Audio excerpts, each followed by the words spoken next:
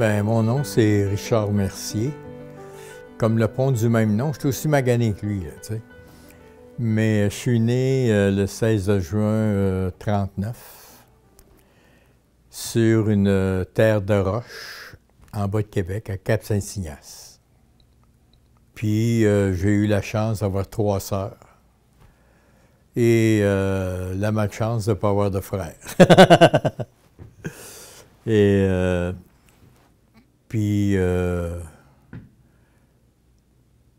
on restait sur le bord du fleuve. Mon père est allé à l'école 3 jours, puis la maîtresse n'était pas là. Puis maman, elle, comme les femmes de ce temps-là, elle restait à la maison pour s'occuper des enfants, tout ça, pendant que mon père était au champ, puis etc. Tu sais. Il y a eu bien des anecdotes parce que les cultivateurs, dans ce temps-là, c'était tissé serré, mais quand il y en a un qui ruait dans les brancards, c'était un peu le mouton noir. Tu sais. Un exemple, on avait pas très loin de chez nous un fermier qui avait de l'argent. Puis nous autres, on était pauvres, tu sais, c'est pas... Puis lui, pour aller dans ses champs qui étaient plus loin, il passait dans nos champs. Alors, si tu sèmes du blé, n'importe quoi, puis que le matin, tu passes avec tes chevaux dans ton champ, dans le champ du voisin, hey, quand le père a su ça, ça n'a pas été long, hein? Et, ça a été le fusil, puis il a tiré en l'air comme avertissement, puis pour l'arrêter, parce qu'il dit, si tu continues, toi, tu vas te bien rester vivant, mais tes chevaux vont être étendus chez nous.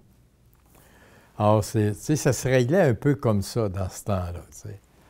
Papa était un gars, il était renommé comme être le gars le plus fort, là, tu sais, dans le bout de Montmagny, aller jusqu'à Sainte-Anne, à peu près, Kamouraska, c'est bon. Alors, il était demandé souvent pour rendre des services. Et moi, je ne l'ai jamais vu dire non, sauf une fois. Et puis, cette fois-là, c'est que il avait eu ses 4 enfants. Là, il empêchait la famille. Maman était religieuse, puis elle allait à la confesse, puis là, elle sortait du confessionnal, puis elle avait toujours un rosaire. Tu sais, un grenet. Puis dans ce temps-là, ben, tu avais les bancs d'église qui s'achetaient. Et puis, celui de mes parents, il était pas mal proche de la chaire. Et puis bon, il arrive à un moment donné que le curé fait son sermon sur l'empêchement de la famille. Et puis là, il regarde mon père, puis avec un regard incessant et papa, il dit devant tout le monde, là, tu sais, « Hey, c'est quoi que tu veux, toi? » Puis là, le curé, là, il monte d'un ton, puis, tu sais, ça fait que papa dit à maman, il dit, « Lève-toi. » Maman se lève, il la prend par le bras, il dit, « Viens-t'en. On s'en va. » Puis avant de partir, il a engueulé le curé un peu, tu sais. Et puis en sortant, le curé dit, « Monsieur Mercier, on va vous excommunier. » Le père se retourne, « Toi, il dit, t'excommunieras mon cul. » Puis il n'a plus jamais remis les pieds à l'église, tu sais. Mais Ça s'était passé à l'automne tard. Et dans le bout des fêtes, tout ça, le curé tombe malade. Et dans le village, il n'y avait seulement qu'un médecin, le petit docteur Gilbert. Et ça cogne à la porte. « Salut, Louis. Salut, qu'est-ce que tu veux? »« Ah, j'ai un service à te demander. »« Ah oui? Lequel? Faut que tu me dises oui. »« Ben, demande ton service, puis je te dirai oui ou non. »« Non, non, non, non. Dis-moi oui, puis je vais te demander. » En tout cas, ça, c'est... Maman m'expliquait ça. Ils sont ostinés un petit peu, là, tu sais, puis bon. En fin du compte, papa dit oui, puis là, le petit docteur il dit, le curé il est bien malade. Il faut le monter à l'hôpital de Lévis. Puis il dit, tu viens me chercher moi? Il dit oui. Puis il dit, ça presse. Papa, il dit, je vais te dire une chose. Je vais le faire à une condition. Puis rappelle-toi-en. Si il met une guenille dans la gueule, je l'assis sur le siège en arrière du... Il appelait ça un borloo dans le temps, là. Je ne veux pas entendre un maudit mot puis une calisse de lamentation parce qu'il dit, je le maudis sur le banc de neige puis il va crever là. Ouais, mon Louis. Là. Non, il sait ça aujourd'hui, pas tout. Bon, ben, il dit, OK. Il dit, moi, je vais aller le préparer. Puis il dit, je vais t'attendre, là, tu sais, pour l'embarquer. Fait que là, tu sais, comment est-ce que c'est? Dans ce temps-là, il n'y avait pas de voiture, c'était des chevaux. Il dit à un moment, ouais, il chauffe les couvertes, là, puis... Mais de Cap-Saint-Ignace à Lévis, c'est pas Mascouche-Joliette, ça, là, tu sais, c'est... Fait qu'il est allé chercher le curé, il l'a embarqué, il l'a emmené jusqu'à l'hôpital. Il est revenu le lendemain midi. Ah, je te jure qu'il faut le faire, hein. Mais... puis le curé est revenu, puis là... parce que l'histoire de l'excommunion, puis tout ça avait monté à l'archevêché, puis le curé avait été déménagé de paroisse. Mon grand-père, le père de mon père, lui, il travaillait sur les bateaux qui amenaient, si je ne me trompe pas, les Irlandais. Tu sais, dans le temps de la malaria, là, ou de la peste, qui prenaient les bateaux dans le Golfe, qui les amenaient à Grosse-Île. Puis, ils restaient à la Grosse-Île dans ce temps-là. Moi, j'étais pas au monde encore, tu sais. Mais il me contait comment est-ce que ça se passait. Tu débarquais le monde et ils écordaient, là, ceux qui étaient... Il y en a qui soufflaient encore, tu sais, ils écordaient sur le quai. Pour pas que les autres l'attrapent à l'hôpital le petit hôpital de la Grosse-Île. Puis, ceux qui étaient corrects, bien là, ils allaient à l'hôpital pour les soins appropriés, tu sais. Puis, tu sais, il avait vu du monde mourir comme ça, tu sais, quasiment enterré vivant, là. Alors, tu te fais compter ça quand tu es jeune, tu sais, puis ça te porte à réfléchir. Et puis, à un moment donné, bien, sur sa terre, on avait une érablière qui était, moi, je vous dirais, un 4-5 000 de la maison. Et puis, bien sûr que là, c'était le temps des sucres, puis là, il montait, entailler, puis en profitait pour abattre des arbres, là, pour faire son bois de chauffage en même temps, parce qu'il couchait là, tu sais, puis il descendait à tous les 2-3 jours, ces moments, puis grands moments, qui s'occupait de la traite des vaches, hein, parce que dans ce temps-là, les parents se donnaient à leurs enfants pour le restant de leurs jours. Puis à un moment donné, qu'est-ce qui arrive à la maison? Les chevaux sont attelés sur des slates avec des arbres attachés dessus. Puis il y a un gars qui avait les cordeaux dans son coude, ici, comme ça. Il s'était laissé traîner. Toute cette longueur-là, il s'était donné, je ne sais pas moi, le nom scientifique exact, un tour de rein. Ou, en tout cas, il n'était pas capable de bouger. Ça fait qu'il s'est laissé traîner jusqu'à la maison. Tu sais. Puis après ça, il a vendu la terre. Puis on s'est en allé à Montmagny. J'ai fait ma 7e année à Montmagny. Et je vais voir mon père. Là, je lui ai dit, Père, j'aimerais ça faire mon cours classique. Il dit, écoute-moi bien, toi, là. Et il dit, tu ne feras pas un hostie grand flamou dans la vie. Ça va être l'école des arts et métiers. Il dit, êtes-vous sérieux? Il dit, il n'y a pas d'autre possibilité. T'es mieux de te faire à cette idée-là. Ah, OK. Puis ma grand-mère avait entendu ça, ça fait que là, elle avait pris le matériel, les habits de mon grand-père, de son mari, quand il était capitaine là, sur le bateau, là, pour me faire un blazer, puis mes chemises, puis toute la patente, puis elle dit, je vais prendre mes avoirs, puis elle dit, je vais te payer tes études. Mais,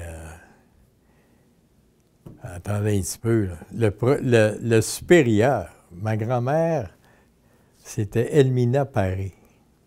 Le supérieur, c'était Marius Paré, Monseigneur Marius Paré. Donc, il y avait de la parenté. Puis moi, j'avais un problème du maudit. Moi, là j'avais... Aujourd'hui, ils ont des noms pour ça. Moi, j'avais de la misère à me concentrer. Je voulais faire des études, mais...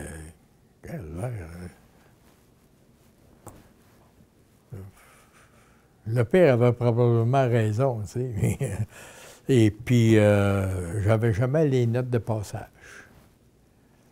Mais, des éléments français, l'élément latin, la syntaxe, la méthode. Parce que lui, quand tu n'as pas d'instruction, il y avait une manufacture de textile à Montmagny, avec tout ce que ça comportait pour les ouvriers et les ouvrières. Et puis, à un moment donné, son frère, qui était à Montréal, l'a invité à venir travailler à Montréal. Et puis, là, on a dû, à un moment donné, déménager à Montréal. Puis là, en méthode, c'est en syntaxe. Fin de la syntaxe, j'ai déménagé dans le milieu de la syntaxe. J'étais allé au collège Saint-Ignace à Montréal, puis le recteur m'appelle au bout de 3-4 mois. Monsieur, merci. Oui, qu'est-ce qu'il y a? Rappelez-vous toujours qu'il vaut mieux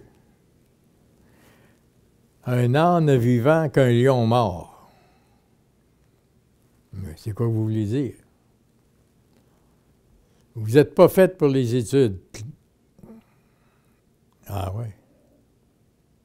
OK. Là, comment est-ce que je vais annoncer ça à ma grand-mère, tout ça? En tout cas, ça s'est bien passé. Mais les études se sont arrêtées là. Donc, les fois que je gravissais un échelon d'études, c'est que c'était des faux des fausses notes que j'avais, c'est lui, le supérieur, qui s'organisait pour me faire monter, tu sais, à l'autre échelon. Sur le coup, tu trouves ça le fun, tu sais. C'est ça, tu sais,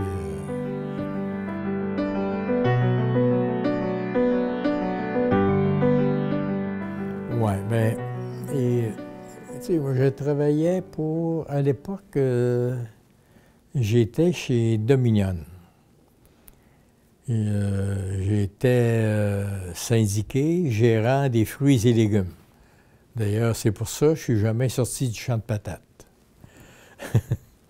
Alors, c'est là que l'histoire a commencé pour vrai. À un moment donné, le local syndical était en tutelle par la maison mère du syndicat qui était à Washington. À un moment donné, ça cogne à la porte. Bon, ben, on aurait besoin de toi au local. Pour faire quoi? Ah, on a besoin de toi, là. Il faut mettre fin à la tutelle puis tout ça. C'est quoi, ça, une tutelle? C'est bon. De fil en aiguille, il t'explique tout ça, tu sais. Puis j'avais comme une fibre nationaliste, tu sais. Puis bon, moi, quand j'ai su c'était quoi une tutelle, puis c'était les Américains qui nous... c'était quasiment juste assez pour dire oui. Mais je connaissais rien. Les autres me connaissaient parce que chez Dominion Store, j'arrivais toujours bien avant le temps le matin parce qu'il y avait comme un petit snack bar en avant. On prenait mon café avec les bouchers, les caissières. On se faisait du fun.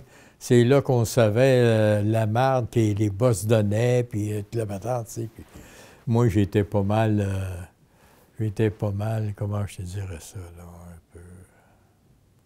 Moi, j'étais pas capable d'endurer les injustices. Fait que, toujours moi, qui était en avant pour, comme on se disait dans le temps, pour donner des claques à la gueule, tu sais. Ça fait que, bon. Ça fait que, fin de compte, j'ai dit, ouais, une tutelle, tu ne te fais pas élire là-dedans, là. Ils ont dit non, non, non, non, non. Ben moi, si je vois là, il faut que je sois élu, je vais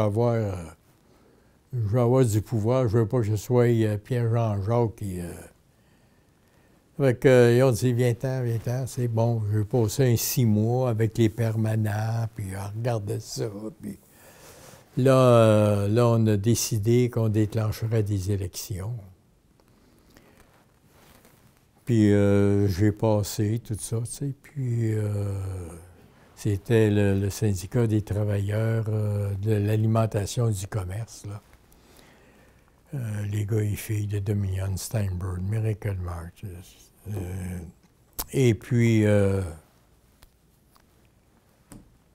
c'est ça, tu sais, puis je me suis bien entendu avec les gars. À l'époque, je pense que quand je suis arrivé là, on était 18 000. On avait monté ça. Je me souviens plus du chiffre, là, mais on avait pas mal monté ça. Puis ça, ben,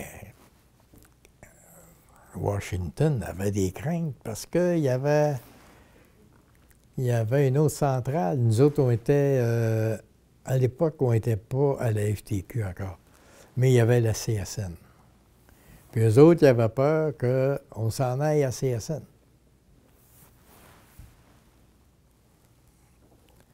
Oui, j'étais obligé. Tu sais, quand t'es vert, hein? Je veux dire, t'es obligé de demander au permanent.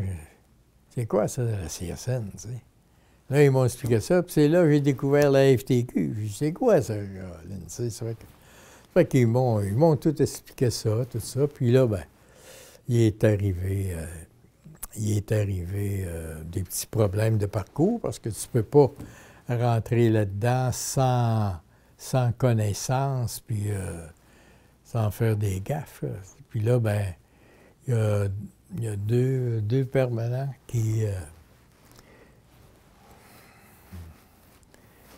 ne suivaient pas tellement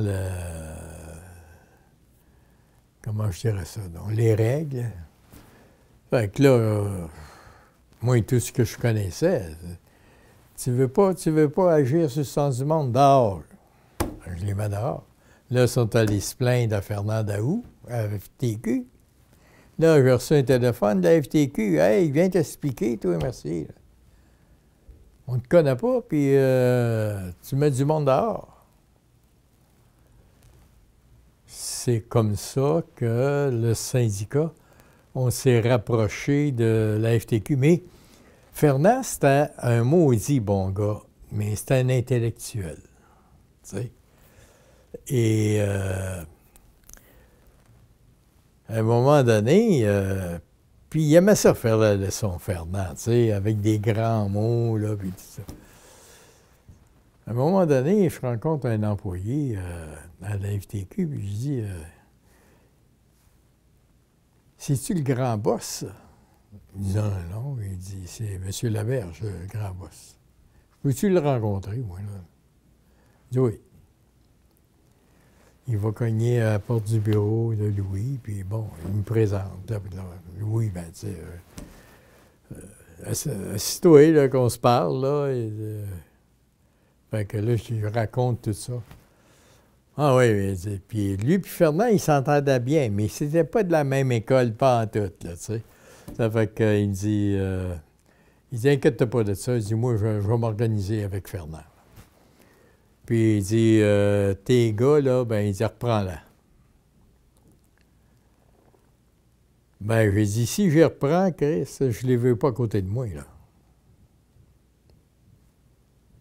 Avec, il dit ça, c'est pas mon problème, c'est le tien.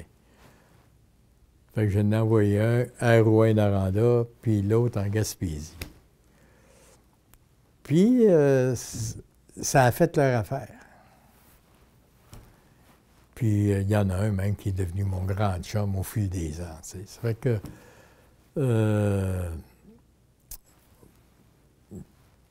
en établissant contact avec Louis,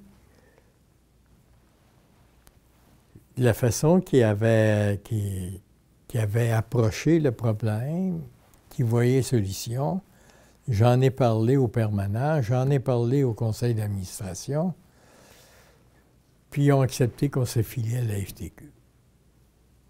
Puis je suis très proche de Louis Laberge. Tu sais, on était, à l'époque,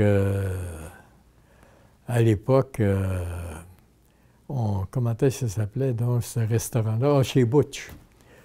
On se réunissait chez Butch pour tout puis rien, là, tu sais, pour jaser, puis le matin. J'étais pas mal proche de Louis, puis lui, ben, il souhaitait, il dit, s'il m'arrivait quelque chose, j'aimerais ça qu'on travaille ensemble pour que tu prennes ma place. Mais il y avait du monde là-dedans, Roger Laramé, directeur du SCFP, du Syndicat canadien de la fonction publique au Québec. Ça avait tout un bagage de connaissances. Jean Gérin-Lajoie, un intellectuel, directeur des métallos, tabarnouche. Ça m'avait mis très, très, très, très mal à l'aise.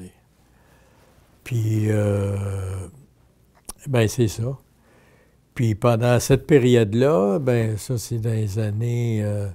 ben moi j'étais président de la section locale et en 1974, là, on a divisé la section locale en plusieurs locaux au Québec pour que le service soit plus approprié. Et Et puis, en 1976, ben, ça a été les élections du PQ, tout ça. Et de 1976 à 82, ben, Louis m'amenait toujours dans ses rencontres et ô combien de rencontres avec M. Lévesque. Ça a été une expérience extraordinaire de voir deux grands visionnaires, deux personnes qui pouvaient se parler de la société québécoise avec autant de passion, autant de... Tu sais, moi, j'étais un petit cul élevé sur une terre de roche tordue, tu sais, puis là, t'es, comme on disait chez nous, t'es dans le grand monde, là, tu sais, c'est... Et puis, ça a duré jusqu'en 82. En 81, il y avait un poste, bien, avant ça, dans les années même 76, il y avait un poste au Congrès du travail du Canada qui avait été négocié, qui était réservé à une personne du Québec, de la FTQ, mais au sein, parmi les officiers à plein temps du Congrès du travail du Canada. Et il y avait eu Julien Major qui était là, et comme vice-président. M. Major prend sa retraite. Jean-Claude Perrault, qu'on connaît, qui vient du syndicat des postiers, décide de se présenter à ce poste-là sans consulter la FTQ. Or, Louis, ils ont laissé faire un bout de chemin, et puis après ça, ils disent, on va l'appeler. Fait qu'il laisse faire un bout de chemin, puis à un moment donné, lors d'une réunion du bureau, il l'appelle, il dit, puis Jean-Claude, tout heureux de nous annoncer que ça allait bien, sa campagne, tout ça. Louis dit, je t'arrête. Ta campagne vient de finir aujourd'hui. Si tu veux représenter la FTQ, tu vas venir chercher notre aval avant. Tu vas nous en parler avant. Tu ne l'as pas fait. Ça finit là. Et puis, bon, il est parti. Et puis, là, le bureau devait statuer, parce que le congrès du CTC était au mois de mai, puis là, on était, je pense, en avril. Puis, au SCFP, il y avait des problèmes, puis Roger Laramée parlait de partir, puis bon. Fait que j'ai dit, moi, je suis bien chez nous, là, tu sais, ça va bien, puis j'ai dit, regarde, Roger, il ferait un bon représentant là-bas, lui, il est instruit, puis en plus de ça, il a pas mal plus d'expérience que moi, puis... Mais ce que je savais pas, c'est que Louis avait fait son lobbying auprès des membres du bureau avant. Fait que là, c'est Jean Gérin Lajoie, je pense, qui m'a mis en nomination au bureau pour que j'aille représenter la FTQ au Congrès du travail du Canada. Mais moi, je parlais pas l'anglais, là. Moi, je n'avais pas la connaissance de... Tu sais, j'ai toujours été niaiseux de même, que si tu veux, c'est... j'ai embarqué là où ce qu'on me demandait d'embarquer avec l'espoir, puis aussi la confiance qu'en faisant mon possible, je passerais peut-être à travers. Puis, c'est comme ça, tu sais. Ça fait que j'ai abouti au CTC. Dans le temps, c'était Dennis McDermott qui était président. Puis lui, il était bien chum avec Louis. Apparemment, dans la jeunesse, bon. Louis m'avait dit, tu rentres par la porte d'en avant, puis tu demandes où est le bureau de Dennis McDermott, puis tu vas le saluer. C'est le premier, le Chris, perd pas de temps. Ah, OK. Il monte les marches, Chris. Il parle anglais, Chris, puis il parle pas français, puis moi, je parle français, je parle pas anglais. Mais, je sais pas, tu sais, l'amitié qu'il y avait avec Louis était plus forte que le gars qui était devant lui, tu comprends? Ça fait que, mais on a fait une Moses de belle team ensemble, puis on a travaillé, puis à un moment donné, ben il me dit, dans mes responsabilités, j'avais le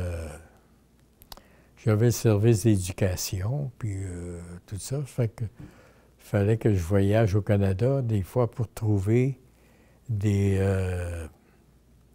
représentants en éducation syndicale, tu sais. Ça fait que, et c'est en allant rencontrer une personne au Manitoba qui avait signifié son intérêt pour travailler dans l'éducation syndicale et qui là-bas travaillait pour le syndicat de la Fédération des travailleurs-travailleuses du Manitoba. Et je l'interviewe, tout ça, puis je reviens, puis je fais ma recommandation à Denis, qui lui fait sa recommandation au bureau. Puis elle est engagée, puis elle est devenue ma femme. Et puis ça explique qu'elle, par rapport à son implication dans le mouvement syndical, parce que tu ne comptes pas les heures, puis tu vas là où ce que ta passion est, hein, c'est... Quand tu combats les injustices, c'est assez rare que tu es capable d'ouvrir la porte chez vous sans faire face à une injustice. Or, elle était pognée là-dedans, puis tout ça. Puis, c'est pour ça qu'on a réussi à faire un bon bout de chemin ensemble, tu sais. Puis, ça fait que c'est ça. Puis là, Denis a pris sa retraite et ça a été Shirley Carr qui a pris la place. Et elle m'a demandé, elle a dit là, ça nous prendrait quelqu'un qui représenterait les travailleurs et les travailleuses canadiens et canadiennes au BIT, au Bureau international du travail à Genève. Puis elle dit, je te verrai là-dedans. Wow. Puis moi, ici, là, non, elle dit, t'es vice-président, puis tu mènes tes affaires pareilles. Mais comment est-ce que je peux être à Genève, puis ici en même temps, là, tu sais? Elle dit, tu dois être capable de t'organiser, puis bon. Fait qu'OK, j'accepte, tu sais. Je vais te dire une chose. En dedans de toi, là, tu sais, hé, tabarouette, que c'est raide, tu sais. Et puis, en fin du compte, ben, c'est ça. J'ai fait un bout là-bas. Ben, elle a donné mon nom au gouvernement, qui, lui, l'a entériné parce que le Bureau international du travail, c'est le seul organisme tripartite de l'ONU. Travailleurs, gouvernement et employeurs. Donc, le gouvernement a entériné tout ça, puis j'ai abouti à Genève, là, 2-3 mois par année, en plus des voyages. Mais j'avais une bonne secrétaire, puis elle, par téléphone, elle réglait pas mal les affaires. Ouais. Et puis, c'est aussi grâce à ça que il m'a été donné la grande chance de rencontrer M. Mandela. Il est venu 2 fois au Bureau international du travail. Et je me rappelle, quand il a monté les escaliers, il est arrivé en haut, il donne la main. Pour moi, c'est un idole. Là, puis il est là, et puis la deuxième fois, ben, j'étais assis à côté de lui à la table pour le lunch. Là, et puis, c'est ça. Puis, ça m'a donné aussi...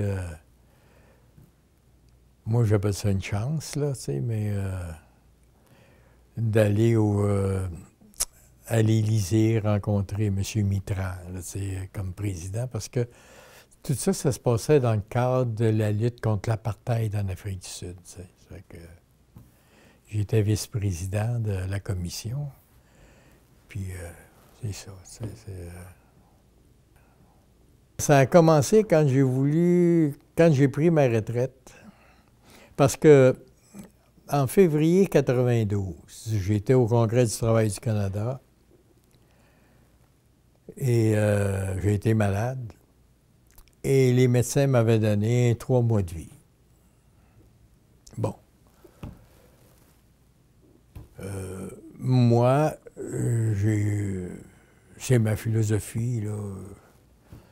Moi, je me dis, quand tu es malade, puis tu combats la maladie, tu dépenses des énergies en maudit, puis là, tu viens de faire plaisir à ta maladie parce qu'elle gagne du terrain, parce que tu dépenses trop d'énergie à te battre avec. Ça fait que, moi, j'avais dit au médecin, manger de l'herbe pour vivre plus longtemps, je suis pas un lapin. Fait qu'il a dit, ben, reviens pas me voir si tu veux pas que je te soigne, t'sais. Merci beaucoup, docteur.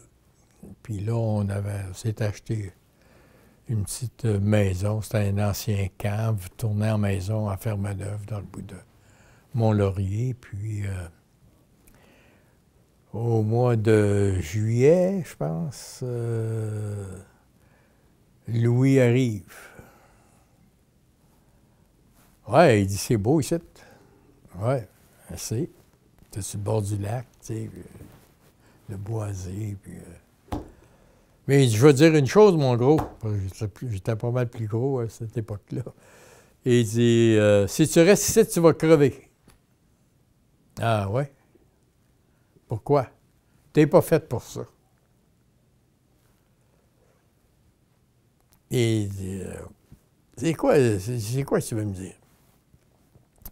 Ben, j'ai besoin de toi à Montréal. Louis, des 80 et 100 heures par semaine, là, je suis plus capable. Ça, c'était dans les années 90-91. Je dis, Louis, il y en a d'autres, là, maudit, tu sais. Il dit, c'est toi que je vais avoir. Ben, faire quoi? Il dit, au Fonds de solidarité. Mais pourquoi tu veux m'avoir au Fonds de solidarité? Bien, on l'avait parti, le Fonds de solidarité, puis les vice-présidents à la FTQ devaient mettre 1000 ou 2000 piastres pour montrer à M. Parizeau qu'on était sérieux dans notre demande d'avoir un Fonds de solidarité. On se souviendra des taxes, puis tout ça, tu sais. Et... puis il dit, moi, je venais de divorcer. J'avais pas d'argent. Puis à chaque fois que j'ai divorcé, j'ai tout laissé en arrière. Puis il dit, je t'ai avancé le 2000, puis tu m'as remboursé, puis les autres ont mis 1000 piastres. Puis il dit, moi, je pense que t'as montré ta conviction à l'égard du fonds, puis... Mais Louis, tu vas être déçu. Je suis plus capable de faire les heures. Tu feras 1 heure par semaine si tu veux. Mais je lui dis, je vais faire quoi? Ah, tu parleras au PDG, là, à Blanchette, là, puis...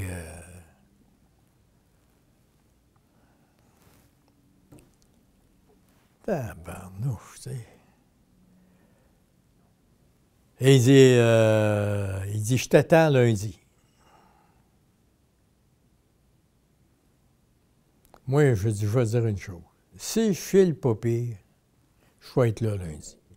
Si je file pas, j'y serai pas, puis compte pas sur moi. Il dit, t'es mieux d'être là. Comment? Ça fait que le lundi, oui, je pars de Fermaneuve. Je m'en vais au Fonds de solidarité. Puis bon, t'as de l'air niaiseux, t'as de l'air comme un chien perdu. Ça fait que il me présente à M. Blanchette. Puis Blanchette, il dit, tu viens quand tu peux, puis tu regardes le fonctionnement, puis il dit, en temps opportun, quand tu jugerais que tu es prêt, je vais te donner une responsabilité. Je me disais, il n'y a pas grand monde qui a cette chance-là, hein? Bon, ça a pris 3 semaines. Et puis, parce que, bon, la première journée, je suis remonté chez nous. 3 jours après, tu redescends, tu sais, puis là, après ça, tu tombes dans le moule, là, tu sais. Ça fait que là, j'étais devenu responsable de la souscription dans les milieux de travail.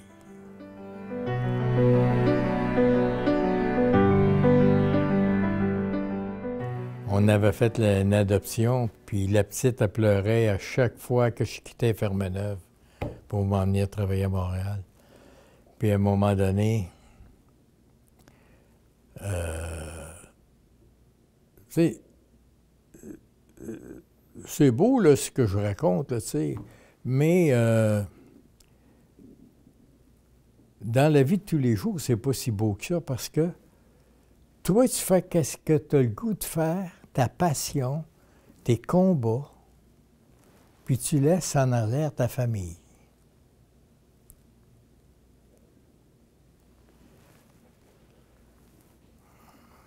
C'est loin d'être correct. Et puis là, avec mes 2 enfants, on s'était parlé, puis tout ça, puis bon, ça allait qu'à un KA. Et puis là, je voyais la petite qui pleurait à tout bout de champ. Pourquoi faire que je passe mon temps à régler les problèmes des autres, je suis pas capable de régler les miens, tu sais. Fait que, bon, ben, on va s'acheter quelque chose. Et je parle aux copains ici, là, tu sais. Puis là, ben, lui, il avait 2 maisons en Mascouche. Et il dit, puis il restait dans une des 2. Ça fait qu'il dit, choisis celle que tu voudras, puis il dit, je te la vends. Ouais, mais j'ai pas bien d'argent, là, Chris. On va s'organiser. Ça fait que j'avais acheté celle sur la rue Brien parce que lui, il restait sur la rue Patnaud. Je ne voulais pas y envoyer. Puis il venait de faire des grosses rénovations. Ça fait que, bon. Et là, on a déménagé ici, à Mascouche. Puis j'avais dit à ma femme, j'ai dit, là, je suis à ma retraite. Là, j'ai plus le goût de donner des claques à la gueule, puis j'ai plus le goût d'en recevoir. Je voudrais, pour au moins une couple d'années, que ce soit un sanctuaire. Il y avait 3 clubs de l'âge d'or ici, et les employés de la ville qui s'occupaient des loisirs passaient beaucoup, beaucoup de temps à replacer les affaires parce que ça se chicanait là-dedans. Puis en tout cas, ça a l'air c'était pas rose. Et puis il devait dépenser beaucoup de... Et il dit, j'aimerais ça que tu partes un club.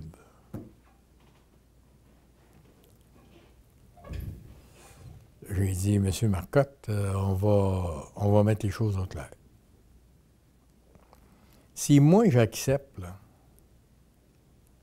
Je ne veux pas avoir les bâtons d'un roue, ni de vous, ni de M. Lachapelle, ni de personne, câlisse. C'est-tu bien clair, ça? Ah, il dit, moi, il dit, pourvu là, qu'il y ait de l'ordre là-dedans. Ça sera pas... Moi, je ne me mêlerai pas des trois clubs. Je vais partir quelque chose à zéro. Il dit, ça marche. Puis, il m'a appelé, j'arrivais à la maison, il m'appelle, il dit, pense donc à FADOC. Là, j'ai fait mes recherches à FADOC, tout ça, c'est bon. Puis je me suis dit, ben tu pars à zéro, t'es pas connu, FADOC c'est connu, bon. J'ai dit OK. Et ça a commencé de même, tu sais. Puis à cette époque-là, il faut se souvenir que le parti adverse, lui, il n'était pas pour ça. Il était pour les trois clubs.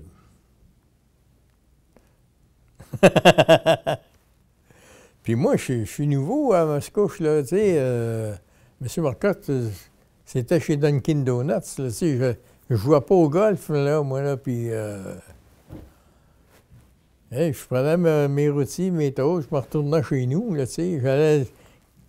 Quand je venais à son bureau, ben, je me retournais chez nous, là, tu sais. C'est pas...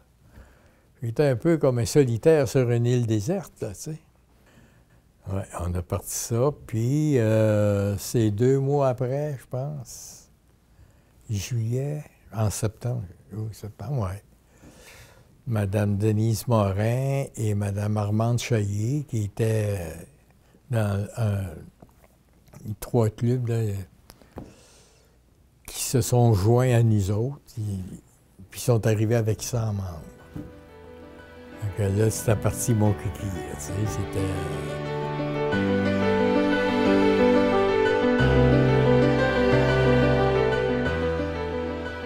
Je pense que tout se rattache à notre enfance. Moi, ma grand-mère, elle s'était donnée à mon père. Puis à un moment donné, ça a pu marcher. Et puis elle, bien, étant donné qu'elle avait dépensé beaucoup d'argent pour essayer de me faire instruire, elle n'avait plus de sous. Et là, elle est allée rester chez sa fille. Elle est allée rester chez sa sœur. Elle aboutit, c'est dans ses vieux jours, à l'hospice. Puis à l'hospice à Cap-Saint-Ignace, c'est pas... C'est pas qu'est-ce qu'il y a de plus glorieux. C'est pas une RPA, là. Moi, je suis toujours resté avec cette image-là. Et quand on m'a parlé de ça, bien sûr que c'était cette image-là qui m'arrivait. L'autre image, celle-là, elle est dure. Mon père, lui, quand il a senti que, je vais prendre son expression, ses butterlots, ses grosses bottines commençaient à être pesantes, puis il regardait, là, tu sais, un aîné qui passait. Regarde-le, il est tout seul, la vie est plate. Chris, il sera bien mieux mort, lui. Ça venait me chercher, tu sais, puis... Fait que quand j'ai eu cette possibilité-là qui m'a été offerte, c'est ces images-là qui m'ont... Et puis, c'est pas long que quand tu commences là-dedans, qu'il y a d'autres sortes d'images, hein, qui... non, pas des images, de vécu, qui... Tu te dis, maudit péché, ça n'a pas d'allure. Moi, j'ai fait une erreur dernièrement. Durant la semaine des aînés, j'avais invité le Jardin du Château, la résidence La Naudière, le groupe Maurice, le jour et la nuit.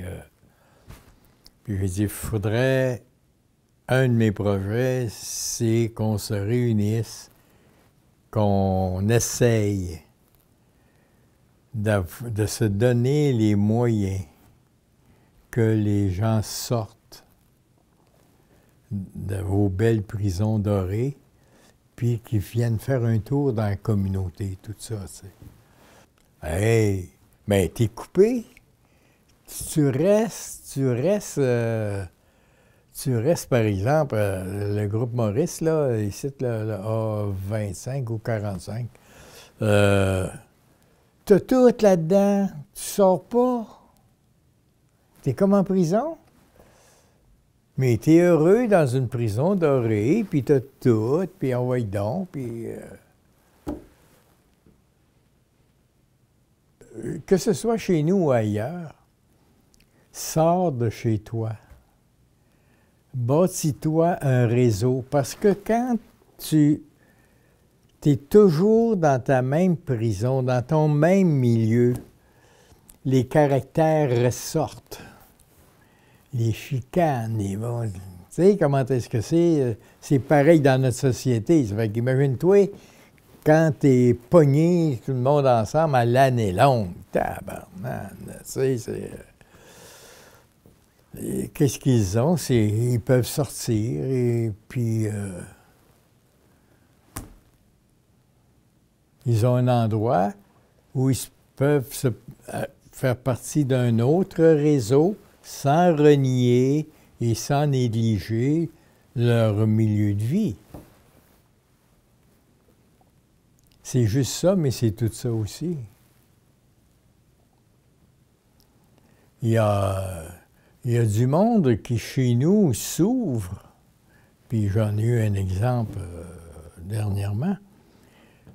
Une personne qui reste au groupe Maurice, il a vendu sa maison, tout ça, il est rendu là-bas, sa femme est morte, puis là, il est malade, il est pogné d'un cancer. Puis là, il sentait le besoin de parler. Il sentait le besoin d'avoir un appui. Ah, ben, je lui ai dit, Calice, viens-t'en, le pire, on va jaser. Il s'en vient, puis en arrivant, on avait déjà pas mal de monde. Ça fait que je lui disais, hey, on va aller prendre un café au Boston Pizza. Donc, là, tu sais, il s'est ouvert, tout ça, tu sais, sur ses souffrances internes, tu sais. Mais j'ai dit, là-bas, là, j'ai dit, t'as pas du monde que tu peux t'ouvrir, tout ça? Il dit, je trouve qu'il n'y a pas d'esprit de famille là-bas. Moi, je suis en train de tout perdre. Puis, il faut que j'aille des points de repère. On a un autre gars, tu sais, on a eu 3, c'est 3 ou 4, on a eu 2 bénévoles puis 2 membres qui se sont suicidés là, dans le dernier 2 mois et demi. Par rapport à la solitude, par rapport à tout ça. C'est pas drôle, t'arrives dans les 70 ans, tout ça, puis là, tout d'un coup, là, la vie vaut plus la peine d'être vécue. Lui, là, il songe au suicide. Ben, je lui dis, hey, Alice, quand tu rentres au pavillon, là, t'as une pancarte, là, pour que tu puisses parler, là, de... Mais on dirait que ce souci-là ne fait pas partie de l'atmosphère ou du climat des RPA. Ah oui, oui, nous autres, moi, je me gêne pas pour le dire. On est une Moses de belle et grande famille. Oui, monsieur. Nous autres, on est le seul club qui avons une voiture fournie pour voyager les gens qui n'ont pas de moyens de communication. Parce que le système de transport public, ici, là, ça fait pitié. Donc, celles et ceux qui... Bien, on prend notre van, puis on va les chercher, on les ramène. Pour 5 piastres par semaine, ils peuvent venir au nombre d'activités qu'ils veulent. On va les chercher, on les ramène. On est seul club, tu sais. Puis, je sais pas, en tout cas, on n'a pas travaillé une formule précise, rien. On y est allé avec notre cœur. Mais on est quand même le plus gros club de la Mauricie, la Naudière et des Laurentides. Fait que faut croire qu'il y avait du bon sens à quelque part là-dedans, tu sais. Puis, vois-tu, bien sûr, des fois que, comme tout le monde, là, tu sais, les règles, c'est fait pour être dérogé, ça, tu sais. On a une madame, là, elle restait ici de pas loin, là. Puis, elle restait avec sa fille. Sa fille a déménagé pas mal plus loin dans l'ouest du Québec. Et puis, elle était poignée toute seule ici. Puis là, elle a pogné un cancer. Puis elle était bénévole chez nous, elle faisait des téléphones aux anniversaires, puis tout ça, tu sais. Là, il fallait qu'elle parte de chez elle, aller à l'hôpital de Gardeur en taxi. Je ne sais pas si vous savez comment est-ce qu'ils chargent les taxis, juste pour aller là. Après ça, quand elle avait reçu son traitement, là, il fallait qu'elle se rende à 2 heures à l'hôpital Maisonneuve-Rosemont, en taxi. Il fallait qu'elle revienne à Mascouche après. Quand on a su ça, bien, j'ai dit, Madame, pourquoi vous n'en parlez pas au Calice? Fait que, on lui a donné les services, on s'est trouvé un bénévole, envoyé sur l'auto, puis jusqu'à temps qu'elle passe au bord. Mais elle était accompagnée, elle pouvait jaser, on l'attendait. Il y a des services, on le sait, ça, tu sais, pour le bénévolat, là, pour aller reconduire là.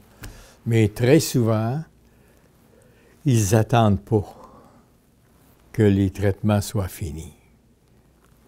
Parce que les lignées dans les hôpitaux, c'est tellement à l'envers là, que, bon, je les comprends, tu sais. Mais non, si tu fais partie d'une famille, tu prends soin de ton monde. Puis quand tu n'es plus capable, bien là, tu vas chercher des services à l'extérieur. Moi, c'est le même que j'ai été élevé.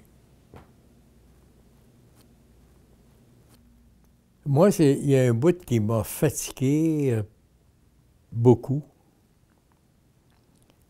C'est de savoir que la population de Mascouche est une population qui est vieillissante à un rythme effarant. Et c'est un peu pareil à Terrebonne aussi, c'est pas dans la MRC-Limoilou. Et puis, il y a un grand écart entre les aînés et la jeunesse, laquelle jeunesse peut aller jusqu'à une quarantaine d'années. Or, moi, je me dis, si demain matin, la population de Mascouche vieillit vraiment à ce rythme effarant, il va y en avoir des jeunes, eux autres, qui vont dire « Hey, c'est Christ, de petits vieux-là, là. C'est nous autres qui payons pour eux autres. » Comme si on n'avait pas travaillé, comme si on ne payait pas toujours des taxes. Bon. Puis ça, dans le fin fond de l'histoire, on ne peut pas leur en vouloir. Parce qu'on manque le bateau encore une autre fois. Il faut créer des ponts intergénérationnels entre les aînés et les jeunes. Comme nous autres, là, on s'est associés avec la maison Le Diapason.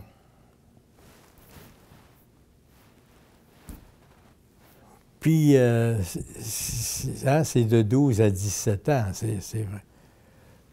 Mais si on réussit, s'ils réussissent à nous connaître dans leurs difficultés qu'ils ont à vivre, ces jeunes-là, puis qu'ils rencontrent des petits vieux, puis des petites vieilles qui sont corrects à leurs yeux.